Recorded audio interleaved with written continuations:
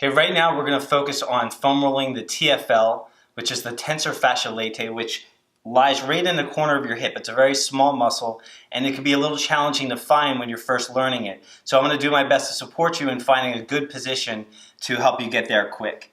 So with that foam roller, lie on your side, and you're going to split your legs with the top leg forward, kind of like in a running stance.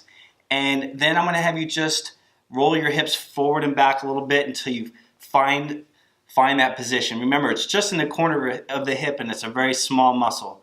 But when you do find it, it'll let you know because it can be a little bit painful in the beginning.